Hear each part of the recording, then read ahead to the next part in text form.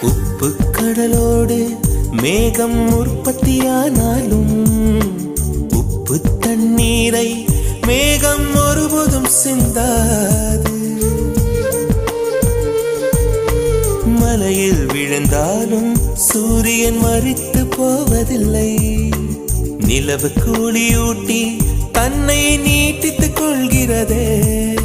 மேகமாய் நானும் மாறேனோ, அதன் மேன்மை குணங்கள் காண்பேனோ.